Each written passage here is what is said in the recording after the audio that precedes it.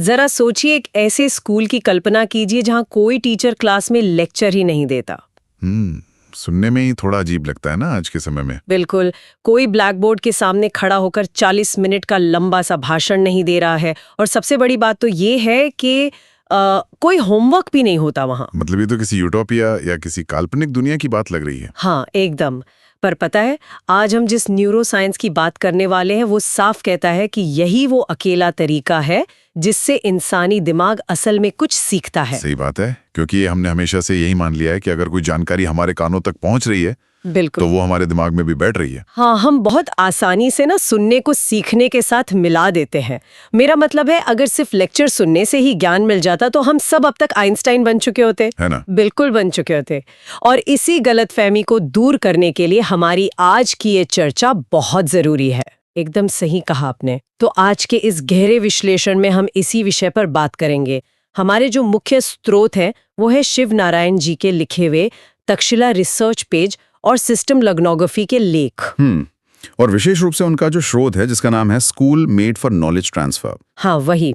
तो हमारा मकसद आज ये डिकोड करना है कि कैसे नॉलेज ट्रांसफर यानी ज्ञान हस्तांतरण और ये लर्नोग्राफी का नया विज्ञान कैसे हमारे दिमाग के प्राकृतिक डिजाइन का इस्तेमाल करके शिक्षा को पूरी तरह से बदल सकता है। और मैं यहाँ ये भी जोड़ना चाहूंगा कि ये चर्चा केवल स्कूलों या शिक्षाविदों तक ही सीमित नहीं है। अच्छा, तो और किसके लिए है ये? ये हर उस इंसान के लिए है जो ये समझना चाहता है कि उसका अपना दिमाग जानकारी को ग्रहण कैसे करता है और फिर उसे एक वास्तविक कौशल में, एक स्किल में कैसे बदलता है। क्या बात है। तो चलिए फिर सीधे मुख्य मुद्दे पर ही आते हैं। पारंपरिक शिक्षा को लेकर ना मेरे दिमाग में हमेशा एक तस्वीर सी बनती है। कैसी तस्वीर? जैसे एक बंद बोतल है और उसके ऊपर लगातार पानी डाला जा रहा है। मतलब पानी तो लगातार बह रहा है, यानी टीचर लगातार बोल रहा है, लेकिन बोतल का ढक्कन बंद होने की वजह से अंदर कुछ जा ही नहीं रहा। ये तस्वीर काफी हद तक सही है, लेकिन अगर हम इसे लर्नोग्राफी के वैज्ञानिक नजरिए से देखें ना, तो मामला सिर्फ किसी खाली बर्तन को भरने का नहीं है। तो फिर कैसा है? इसे आप कंप्यूटर प्रोग्रामिंग की तरह समझिए, वो ज्यादा सटीक होगा। इस शोध में ज्ञान के ट्रांसफर को 3 बहुत ही महत्वपूर्ण हिस्सों में बांटा गया है। वो 3 हिस्से कौन से हैं? ये हैं सोर्स पेज, ब्रेन पेज और Z page. Source page, brain page और जेड पेज, ठीक है। इसे थोड़ा खोल कर समझाइए। जैसे मान लीजिए मैं कोई किताब पढ़ रही हूँ, तो उस पूरी प्रक्रिया में ये तीनों चीजें कहाँ फिट बैठती हैं? हाँ, तो वो जो किताब है ना, वो आपका सोर्स पेज है। ये एक तरह से कच्चा डेटा है, जैसे कंप्यूटर का रॉ कोड होता है ना। बिल्कुल वैसा ही। अच्छा, तो वो रॉ कोड है। हाँ, और जब तक जानकारी उस किताब में है, वो आपका ज्ञान नहीं है, वो तो लेखक का ज्ञान है। अब होता क्या है कि जब एक छात्र उस रॉ कोड को सक्रिय रूप से प्रोसेस करता है, मतलब उसे समझकर, अपने हाथों से लिखकर, डायग्राम बनाकर, अपने दिमाग में उसकी एक न्यूरल कॉपी तैयार करता है, तब जाकर वो अपना ब्रेन पेज बनाता है। ओहो, समझ गई। तो इसे मैं उस रॉ कोड को कंपाइल करके अपने कंप्यूटर की हार्ड ड्राइव पर एक काम करने वाला सॉफ्टवेयर बनाने जैसा समझ सकती हूँ, है ना? बिल्कुल सटीक, यही है ब्रेन पेज। लेकिन एक मिनट रुकिए। अगर मैं क्लास में बैठी हूँ और टीचर जो भी बोल रहा है उसे मैं बहुत तेजी से अपनी नोटबुक में लिख रही हूँ, यानी डिक्टेशन ले रही हूँ, तो मैं भी तो अपने हाथों का इस्तेमाल कर ही रही हूँ ना? क्या वो मेरा ब्रेन पेज बन रहा है? ये बहुत ही शानदार सवाल पूछा आपने, और आपको बता दूं कि यहीं पर पारंपरिक शिक्षा में सबसे बड़ी गलती होती है। क्या गलती? देखिए, बिना सोचे समझे सिर्फ डिक्टेशन लेना, ब्रेन पेज बनाना नहीं होता। वो तो बस एक सोर्स पेज यानी कि टीचर की आवाज से दूसरे सोर्स पेज यानी आपकी नोटबुक पर जानकारी को बस कॉपी पेस्ट करना हो गया। अच्छा, तो वो ब्रेन पेज नहीं है? बिल्कुल नहीं। ब्रेन पेज तब बनता है जब जानकारी दिमाग की गहरी फिल्टरिंग और मोटर प्रक्रियाओं से गुजरती है। मुझे ना इसका एक ठोस सा उदाहरण चाहिए ताकि चीजें बिल्कुल साफ हो जाएं, जो लोग हमें सुन रहे हैं उनके लिए भी। मान लीजिए कक्षा 8 का एक छात्र है और उसे न्यूटन के गति के नियम सीखने हैं। ठीक है, तो वो छात्र असल में अपना ब्रेन पेज कैसे बनाएगा? मतलब कदम दर कदम ये कैसा दिखेगा? बहुत अच्छा उदाहरण है। तो देखिए, अगर छात्र सिर्फ न्यूटन का नियम रट रहा है तो वो ब्रेन पेज नहीं है। ब्रेन पेज बनाने के लिए वो पहले किताब से नियम पढ़ेगा, फिर वो किताब बंद कर देगा। अब वो एक खाली कागज लेगा और अपने हाथों से एक कार का चित्र बनाएगा जो मान लीजिए किसी दीवार से टकरा रही है। अच्छा, वो खुद चित्र बनाएगा? हाँ, वो ईरो के जरिए यानी एरोज बनाकर दिखाएगा कि बल या फोर्स कैसे काम कर रहा है। वो अपने खुद के शब्दों में, अपनी मातृभाषा में उस नियम को लिखेगा। तो ये सब वो खुद से कर रहा है बिना किताब देखे? बिल्कुल। और इस पूरी प्रक्रिया में ना उसके दिमाग के कई हिस्से एक साथ काम कर रहे हैं। जानकारी अब सिर्फ शब्दों में नहीं है, बल्कि वो विजुअल और मोटर मेमोरी में बदल चुकी है। अरे वाह! तो ये जो तैयार हुआ, ये है असली ब्रेन पेज। ये हुई ना बात, अब समझ आया। और फिर ये जेड पेज क्या बला है? अगर हम वही सॉफ्टवेयर वाला उदाहरण लें, तो क्या ये सॉफ्टवेयर को रन करने जैसा है? बिल्कुल 100% सही। जेड पेज तब बनता है जब वो ज्ञान इतना पक्का हो जाए कि उसे असल जिंदगी के एक्शन में इस्तेमाल किया जा सके। मतलब कोई उदाहरण? जैसे जब वो 8वीं का छात्र उसी न्यूटन के नियम का इस्तेमाल करके अपने दोस्तों को ये समझा सके कि क्रिकेट खेलते समय जब हम तेज कैच पकड़ते हैं तो हाथ पीछे क्यों खींचने चाहिए। ओहो, क्या बात है! हाँ, जब वो ये कर लेता है तब वो ज्ञान जेड पेज बन जाता है। अब वो सिर्फ दिमाग में रखा कोई डेटा नहीं है, वो एक जीवित और सक्रिय कौशल बन गया है। ये तो बहुत ही स्पष्ट हो गया। लेकिन अब ना यहाँ एक चीज है जो मुझे थोड़ी परेशान कर रही है। क्या? मतलब पढ़ाई लिखाई तो मूल रूप से दिमागी काम है ना। हम विचारों की, लॉजिक की और कॉन्सेप्ट्स की बात कर रहे हैं। फिर इस पूरी प्रक्रिया में हाथों के इस्तेमाल पर, या जिसे शोध में मोटर साइंस कहा गया है, उस पर इतना जोर क्यों दिया जा रहा है? ये सवाल आना लाजमी है। मतलब क्या ये जरूरी है कि हम हर मानसिक चीज को शारीरिक गतिविधि से जोड़ें? देखिए, अगर हम इसे जीव विज्ञान के नजरिए से देखें ना, तो ये कोई विकल्प नहीं है, बल्कि यही एकमात्र प्राकृतिक तरीका है। कैसे? विकासवाद या एवोल्यूशन में इंसानों की सबसे बड़ी छलांग तब आई थी जब हमारे हाथ मुक्त हुए थे। पूरी प्रकृति में हम केवल ऐसे जीव हैं जो अपने ऊपरी अंगों यानी हाथों को केवल चीजें उठाने या शिकार करने के लिए इस्तेमाल नहीं करते। तो और किस लिए करते हैं? हम उनका इस्तेमाल ज्ञान को प्रोसेस करने के लिए एक मोटर टूल के रूप में करते हैं। अच्छा, मतलब हाथ सिर्फ शरीर का एक हिस्सा नहीं है, वे हमारे दिमाग का एक्सटेंशन है। बिल्कुल, यही इस शोध का मुख्य आधार भी है। जब हम सिर्फ चुपचाप बैठकर सुनते हैं ना, तो दिमाग का बहुत ही सतही हिस्सा सक्रिय होता है। लेकिन जब हम हाथों से काम करते हैं, लिखते हैं, चित्र बनाते हैं, तो हम दिमाग के उन गहरे सर्किट्स को ट्रिगर करते हैं जो स्थायी याददाश्त बनाते हैं। ओहो, अब मैं समझ रही हूँ। हाँ, और शोध में 4 प्रमुख न्यूरोलॉजिकल हिस्सों का विस्तार से वर्णन किया गया है: हिप्पोकैम्पस, बेसल गैंग्लिया, सेरिबेलम और सबस्टेंशिया निग्रा। रुकिए, थोड़ा धीमे चलते हैं। न्यूरोसाइंस के ये नाम ना कई बार बहुत डरावने लगते हैं। हाँ, ये तो है। तो हम एक एक करके इन्हें समझते हैं ताकि कोई कंफ्यूजन ना रहे। हिप्पोकैम्पस से शुरू करते हैं। इसे रिसर्च में नॉलेज ट्रांसफर का सर्च इंजन कहा गया है। ये असल में करता क्या है? मैं बताता हूँ। जब भी कोई नई जानकारी सामने आती है ना, तो हिप्पोकैम्पस सबसे पहले उसे स्कैन करता है। स्कैन करता है? हाँ, ये तय करता है कि क्या ये जानकारी रखने लायक है भी या इसे भुला दिया जाए। जैसे जब हम किसी नए शहर में जाते हैं और रास्ता खोजते हैं, तो हिप्पोकैम्पस दिशाओं का नक्शा बनाता है। अच्छा। ठीक वैसे ही जब कोई नया कॉन्सेप्ट सीखा जाता है, तो उस नए ज्ञान का शुरुआती न्यूरल नक्शा हिप्पोकैम्पस में ही बनता है। ठीक है, समझ गई। हिप्पोकैम्पस ने कच्चा नक्शा बना लिया। फिर ये बेसल गैंग्लिया और सेरिबेलम क्या करते हैं? ये दोनों ना प्रोसीजरल मेमोरी यानी किसी काम को करने की प्रक्रिया को याद रखने के मुख्य केंद्र हैं। मतलब? इसे ऐसे समझिए, जब हम पहली बार साइकिल चलाना सीखते हैं, तो हमें हर एक चीज पर ध्यान देना पड़ता है। पेडल कहाँ है, हैंडल कैसे पकड़ना है, बैलेंस कैसे बनाना है ना? हाँ, बिल्कुल। शुरू में तो बहुत डर लगता है और पूरा ध्यान उसी पर होता है। लेकिन कुछ महीनों बाद क्या होता है, हम दोस्तों से बात करते हुए या कुछ और सोचते हुए भी आराम से साइकिल चला लेते हैं।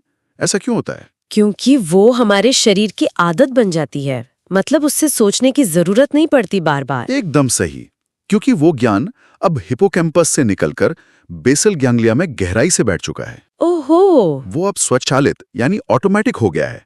और जो सेरिबेलम है, वो उस पूरी गति में संतुलन और सटीकता लाता है। तो लर्नोग्राफी भी यही कह रही है? हाँ, लर्नोग्राफी कहती है कि गणित के फॉर्मूले या विज्ञान के सिद्धांत बिना बिल्कुल इसी तरह बेसल गैंग्लिया में जाने चाहिए। जब एक छात्र अपने हाथों से बार बार किसी सवाल को हल करता है, तो वो ज्ञान सिर्फ विचारों में नहीं रहता। तो वो क्या बन जाता है? वो उसकी मांसपेशियों की याददाश्त यानी मोटर मेमोरी बन जाता है। कमाल है यार, मतलब पढ़ाई को ही मसल मेमोरी बना देना। लेकिन एक हिस्सा और बचा है ना, सबस्टेंशिया निग्रा। इसका नाम तो किसी जादू के मंत्र जैसा लग रहा है। इसका क्या काम है इस पूरी प्रक्रिया में? ये शायद सीखने की प्रक्रिया का सबसे दिलचस्प हिस्सा है। सब्सटेंशिया निग्रा जो है वो डोपामाइन का उत्पादन करता है। अच्छा, डोपामाइन वो जो खुशी वाला हार्मोन होता है। हाँ वही। डोपामाइन हमारे दिमाग का इनाम या रिवॉर्ड सिस्टम है। जब हम किसी मुश्किल पहेली को सुलझाते हैं या खुद मेहनत करके कोई जटिल कॉन्सेप्ट समझ जाते हैं तो वो जो एकदम से आहा मोमेंट आता है ना, हाँ, वो अचानक मिलने वाली खुशी की लहर। बिल्कुल, वो खुशी डोपामाइन के कारण ही होती है और यही चीज दिमाग को और ज्यादा सीखने के लिए प्रेरित करती है। ओहो, अब मुझे ना एक बहुत बड़ी बात समझ में आ रही है। इस आहा मोमेंट का होमवर्क से बहुत गहरा संबंध है ना? आपने बिल्कुल सही नस पकड़ी है। यही सबसे बड़ा कारण है कि ये शोध होमवर्क का इतना कड़ा विरोध करता है। मैं भी यही सोचने वाली थी। जरा इसे विस्तार से बताइए ना, ऐसा क्यों है कि होमवर्क करना जैविक रूप से या बायोलॉजिकली पूरी तरह से गलत है? इसे ऐसे देखिए, क्लासरूम में बच्चा बैठा है, वो चुपचाप सिर्फ लेक्चर सुन रहा है। वहां कोई शारीरिक गतिविधि तो हो नहीं रही, हाथों का कोई अर्थपूर्ण इस्तेमाल भी नहीं हो रहा है। हाँ। तो इसलिए क्लास में डोपामिन रिलीज ही नहीं होता और फिर हम बच्चे को होमवर्क देकर घर भेज देते हैं कि जाओ अब घर पर खुद से संघर्ष करो, जो कि बहुत आम बात है हमारे यहाँ। बिल्कुल। पर घर पर जब बच्चा सवालों में फंसता है तो वहां उसे मार्गदर्शन देने वाला कोई नहीं होता। सब्सटेंशिया निग्रा की वो जो रिवॉर्ड विंडो है जो क्लास में ही खुलनी चाहिए थी, वो तो बंद हो चुकी है। तो फिर तो बच्चा बस फ्रस्ट्रेट ही होगा। हाँ, बच्चा सिर्फ हताश होता है, उसे कोई आहा मोमेंट नहीं मिलता। ये तो सच में बहुत बड़ा आहा मोमेंट है मेरे लिए। मतलब हम बच्चे को बिना ईंधन के ही गाड़ी चलाने को कह रहे हैं। तो अगर होमवर्क काम नहीं करता और क्लास में लेक्चर देना भी काम नहीं करता, तो इस शोध के अनुसार नॉलेज ट्रांसफर के लिए बना स्कूल असल में दिखता कैसा है? आप पूछना चाह रही हैं कि वहां क्या होता है? हाँ, मतलब किसी आम मंगलवार की सुबह 10 बजे इस स्कूल की क्लास में हो क्या रहा होगा? अच्छा, तो मंगलवार की सुबह 10 बजे वहां कोई पिन ड्रॉप साइलेंस नहीं होगा जो हमें अक्सर स्कूलों में देखने को मिलता है। अच्छा। कोई एक व्यक्ति बोर्ड के सामने खड़ा होकर भाषण भी नहीं दे रहा होगा। क्लासरूम एक पारंपरिक कमरे के बजाय एक वर्कस्पेस या जीवंत कार्यस्थल की तरह दिखेगा। इसे शोध में मिनिएचर स्कूल्स कहा गया है। मिनिएचर स्कूल्स यानी स्कूल के अंदर ही छोटे-छोटे स्कूल? बिल्कुल। एक बड़ी क्लास को छोटे-छोटे 4 से 5 छात्रों के समूहों में बांट दिया जाता है। हर समूह अपने आप में एक मिनिएचर स्कूल है। और सबसे बड़ी बात, यहाँ पारंपरिक बड़े शिक्षक यानी बिग टीचर पढ़ाते नहीं हैं। बच्चे खुद ही स्मॉल टीचर बन जाते हैं। रुकिए जरा, बच्चे खुद ही एक दूसरे को पढ़ाएंगे तो फिर जो मुख्य शिक्षक है जिसे हम स्कूल में सैलरी देते हैं, वो क्या कर रहा है वहां? क्या वो स्टाफ रूम में बैठ के आराम कर रहा है? नहीं, ऐसा बिल्कुल नहीं है। मुख्य शिक्षक की भूमिका अब एक टास्क मॉडरेटर की हो गई है। Task moderator? ये क्या होता है? इसे एक ऑर्केस्ट्रा के कंडक्टर की तरह देखिए। कंडक्टर खुद वाद्य यंत्र नहीं बजाता ना। हाँ, वो बस छड़ी हिलाकर सबको निर्देश देता है। बिल्कुल, वो बस ये सुनिश्चित करता है कि हर संगीतकार सही समय पर सही धुन बजाए।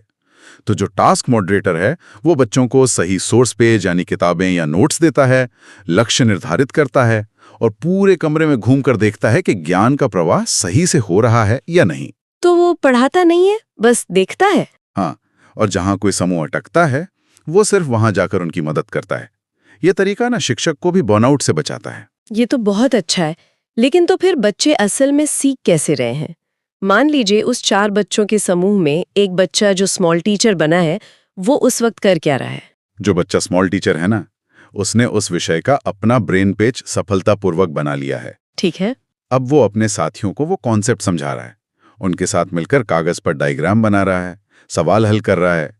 होता क्या है कि जब हम किसी और को कुछ सिखाते हैं तो हमें उस जानकारी को अपने दिमाग में और भी गहराई से व्यवस्थित करना पड़ता है। हाँ, ये तो हम सबने अपनी जिंदगी में अनुभव किया ही है। मतलब जब तक किसी और को समझाना न हो तब तक खुद का कॉन्सेप्ट पूरी तरह से क्लियर नहीं होता। एकदम सही कहा आपने। लेकिन शोध में एक शब्द का जिक्र है जिसने मुझे सच में थोड़ा चौंका दिया। वो शब्द है साइक्लोजैड रिहर्सल। ये सुनने में ना किसी साइंस फिक्शन फिल्म का शब्द लग रहा है मुझे तो। असल क्लासरूम में ये साइक्लोजैड रिहर्सल कैसा दिखता है? नाम भले ही जटिल लग रहा हो, लेकिन इसकी प्रक्रिया बहुत ही प्राकृतिक है। साइक्लोजैड रिहर्सल का मतलब है स्कूल के घंटों के भीतर ही ज्ञान का एक पूरा चक्र या साइकिल समाप्त करना। इसके चरण क्या होते हैं? इसमें 3 स्पष्ट चरण होते हैं: पढ़ना, लिखना और पढ़ाना। पढ़ना, लिखना, पढ़ाना, ठीक है। छात्र पहले जानकारी ग्रहण करते हैं यानी सोर्स पेज, फिर उसे अपने हाथों से मोटे टूल के जरिए कागज पर उतारते हैं। वो हो गया ब्रेन पेज, और फिर तुरंत उसे अपने समूह में रिहर्स करते हैं या एक दूसरे को सिखाते हैं, जो बन जाता है जेड पेज। ये पूरा चक्र क्लास के अंदर ही बार बार घूमता रहता है। और इसीलिए किसी होमवर्क की जरूरत ही नहीं बचती, है ना? बिल्कुल। क्योंकि जो काम घर पे संघर्ष करते हुए, फ्रस्ट्रेट होते हुए अकेले होना था, वो क्लास में ही एक सुचारू सिस्टम के तहत पूरा हो चुका है। ये तो कमाल का आइडिया है। सही कहा। और एक और बात है, जब हम न्यूरोडाइवर्सिटी की बात करते हैं ना, जैसे वे बच्चे जिन्हें ADHD है या ऑटिज्म है, उनके लिए तो ये मॉडल किसी वरदान से कम नहीं है। अच्छा, वो कैसे? ये उनके लिए कैसे काम करता है? देखिए, पारंपरिक कक्षाएं क्या मांग करती हैं कि बच्चा 40 मिनट तक एक कुर्सी पर बिना हिले डुले बैठे और सिर्फ चुपचाप सुने। हाँ, जो कि बहुत मुश्किल है। और एक ADHD वाले बच्चे का दिमाग इसके लिए डिजाइन ही नहीं किया गया है। उसे मूवमेंट चाहिए, उसे गति चाहिए। लर्नोग्राफी में क्योंकि सीखने का पूरा तरीका ही हाथों के इस्तेमाल, साथियों के साथ बातचीत और लगातार शारीरिक गतिविधि पर आधारित है, तो ऐसे बच्चे अपनी अतिरिक्त ऊर्जा को सीखने की प्रक्रिया में सही जगह लगा पाते हैं। वे अपनी गति से बिना किसी दबाव के सीख सकते हैं। ये पूरी व्यवस्था इतनी तार्किक और वैज्ञानिक लगती है ना, कि सच में हैरानी होती है कि हम सदियों से इतने गलत तरीके से क्यों पढ़ा रहे हैं। हाँ, ये सोचने वाली बात तो है। खैर, अब तक हमने कैसे पर तो बहुत गहराई से बात कर ली जी। लेकिन अब जरा क्या पर आते हैं। इस पूरी प्रक्रिया के जरिए एक इंसान आखिरकार किस तरह का ज्ञान प्राप्त कर रहा है। इस शोध में मानव ज्ञान को 5 स्तरों में बांटा गया है, जिसे टैक्सोनॉमी ऑफ नॉलेज कहा गया है। ये क्या है? ये समझना बहुत ही जरूरी है कि हम किस तरह का ज्ञान बना रहे हैं। इसे सूचियों में रटने के बजाय हम इसे एक यात्रा की तरह देखते हैं। ठीक है, कोई उदाहरण? मान लीजिए कोई व्यक्ति पहली बार गिटार बजाना सीख रहा है। ये ज्ञान की यात्रा कैसे आगे बढ़ेगी? चलिए इसी उदाहरण से समझते हैं। तो पहला स्तर है सामान्य ज्ञान यानी जनरल नॉलेज। ये बस एक बुनियादी जागरूकता है। जैसे व्यक्ति ने गिटार देखा है, वो जानता है कि इसमें तार होते हैं, इसे बजाने से धुन निकलती है। हम रोजमर्रा की जिंदगी में ना ज्यादातर इसी सतही स्तर पर रहते हैं। तो ये केवल बाहरी जानकारी हुई, कोई कौशल या स्किल नहीं। इसके बाद क्या आता है? यहाँ सबसे महत्वपूर्ण पड़ाव आता है, जिसे कहते हैं कर्म ज्ञान या मोटर नॉलेज। ये पूरी लर्नोग्राफी का दिल है, समझ लीजिए। गिटार के मामले में ये क्या होगा? अब वो व्यक्ति गिटार को असल में अपने हाथ में लेता है। उसकी उंगलियों में दर्द होता है। वो बार बार गलत कॉर्ड्स पकड़ता है, लेकिन वो लगातार अभ्यास करता है। धीरे धीरे उसकी उंगलियों में मसल मेमोरी बन जाती है। यानी उसने शारीरिक रूप से उस ज्ञान को अपने भीतर उतार लिया। हिप्पोकैम्पस से बेसल गैंग्लिया तक का सफर तय कर लिया उसने। बिल्कुल सही पकड़े हैं आप। और जब ये कर्म ज्ञान पक्का हो जाता है, तब जाके तीसरा स्तर खुलता है, जिसे कहते हैं शास्त्र ज्ञान या कॉग्निटिव नॉलेज। रुकिए, ये बहुत दिलचस्प है। हम तो अक्सर यही सोचते हैं ना कि शास्त्र ज्ञान या थ्योरी हमेशा पहले आती है। और यही तो पारंपरिक शिक्षा की सबसे बड़ी भूल है। कैसे? पारंपरिक स्कूल क्या करते हैं, वो बच्चों को सीधे शास्त्र ज्ञान जैसे म्यूजिक थ्योरी, नोट्स, लॉजिक ये सब रटाने लगते हैं, बिना कर्म ज्ञान के, यानी बिना गिटार हाथ में लिए। हाँ, थ्योरी पहले रटाते हैं। लर्नोग्राफी कहती है कि जब तक शरीर ने खुद अनुभव नहीं किया, तब तक थ्योरी की कोई गहरी समझ बन ही नहीं सकती। गिटार के तारों पर उंगलियां सेट होने के बाद ही इंसान असल में समझ पाता है कि म्यूजिक थ्योरी काम कैसे करती है। ये तो एक और बड़ा आहा मोमेंट है मेरे लिए। मतलब कर्म ज्ञान दरअसल एक पुल की तरह है, जो सामान्य ज्ञान को सीधे शास्त्र ज्ञान तक ले जाता है। एकदम सही। और जब ये शास्त्र ज्ञान पूरी तरह परिपक्व हो जाता है, तो इंसान चौथे स्तर पर पहुंचता है, जिसे आत्मज्ञान या इंट्यूटिव नॉलेज कहते हैं। इसमें क्या होता है? अब उस गिटार बजाने वाले को सोचना नहीं पड़ता कि कौन सा कॉर्ड कहाँ है। वो आंखें बंद करके अपनी भावनाओं के अनुसार एक नई धुन बना सकता है। ओहो! ये वो अंतर्ज्ञान या गट फीलिंग है जो सीधे अवचेतन या सबकॉन्शियस से आती है। क्या बात है। और अंत में 5वां स्तर क्या है? वो है परम ज्ञान या सुप्रीम नॉलेज। ये अवस्था तब आती है जब बजाने वाला, गिटार और संगीत तीनों एक हो जाते हैं। मतलब एकदम गहराई में उतर जाना। हाँ, एक गहरा फ्लो स्टेट, जहां इंसान अपनी व्यक्तिगत सीमाओं से परे जाकर ब्रह्मांडीय चेतना के साथ जुड़ जाता है। ये आध्यात्मिक और मानसिक पूर्णता का सर्वोच्च स्तर है। इसका तो सीधा सा मतलब ये हुआ कि लर्नोग्राफी सिर्फ गणित या विज्ञान का कोई टेस्ट पास करने की तकनीक नहीं है। बिल्कुल नहीं। ये तो कर्म ज्ञान यानी मोटर एक्शंस की ठोस नींव रखकर एक इंसान को परम ज्ञान तक ले जाने का पूरा एक ब्लूप्रिंट है। बिल्कुल सही समझा आपने। तो इन सब का असल में क्या निष्कर्ष निकलता है? अगर हम इस पूरे गहरे विश्लेषण को एक जगह समेटें तो एक बात बहुत साफ हो जाती है कि पढ़ाना यानी टीचिंग और सीखना यानी लर्निंग, ये दो बिल्कुल अलग-अलग चीजें हैं। एकदम। हमारी शिक्षा व्यवस्था को केवल सूचनाओं के प्रसारण से हटाकर नॉलेज ट्रांसफर और ब्रेन बेस्ड ट्रेनिंग में बदलना ही होगा। और मैं ये भी कहूंगा कि सबसे बड़ी बात यह है कि ये सिर्फ क्लासरूम या बच्चों तक ही सीमित नहीं है। हाँ, ये विज्ञान हर उस जगह लागू होता है जहां कोई भी इंसान कुछ नया सीखने की कोशिश कर रहा है। एकदम सही। जो भी लोग हमारी ये चर्चा सुन रहे हैं, हाँ। वे इसे अपनी रोजमर्रा की जिंदगी में उतार सकते हैं। बिल्कुल उतार सकते हैं। जब भी हम कोई नई चीज सीखते हैं, चाहे वो ऑफिस में कोई नया सॉफ्टवेयर हो या कोई नया शौक हो, तो सिर्फ कोई वीडियो देखकर या हमारी तरह कोई चर्चा सुनकर ये नहीं मान लेना चाहिए कि सीखना पूरा हो गया। हाँ, आपको प्रैक्टिकल करना होगा। एक पेन और पेपर लेना होगा, अपने हाथों का इस्तेमाल करके डायग्राम बनाकर अपना खुद का ब्रेन पेज तैयार करना होगा, और सबसे असरदार तरीका, जो कुछ सीखा है उसे किसी और को समझाना होगा। सही बात है। जब तक विचार हमारे हाथों के एक्शन से होते हुए वास्तविक दुनिया में नहीं आते, तब तक नॉलेज ट्रांसफर अधूरा है। ज्ञान जब तक एक्शन में ना बदले तब तक वो सिर्फ एक भ्रम है। बिल्कुल। अब आज की इस चर्चा को खत्म करने से पहले मैं एक विचार आप सभी के सामने रखना चाहती हूँ, जो मुझे अभी अभी आया।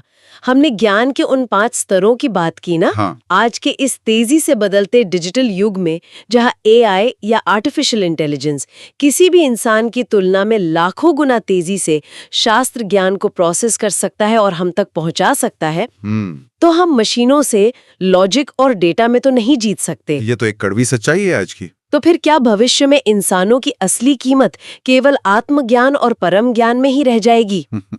बहुत ही गहरा सवाल है ये। का ये नया विज्ञान सिर्फ आज के स्कूलों को नहीं सुधार रहा, बल्कि हमें उस भविष्य के लिए तैयार कर रहा है जहां इंसानों को मशीनों से अलग अपनी एक नई और गहरी पहचान बनानी होगी। बिल्कुल, और ये बहुत जरूरी भी है आने वाले कल के लिए। इसी विचारोत्तेजक सवाल के साथ हम द डीप डाइव के इस विश्लेषण को यहीं विराम देते हैं।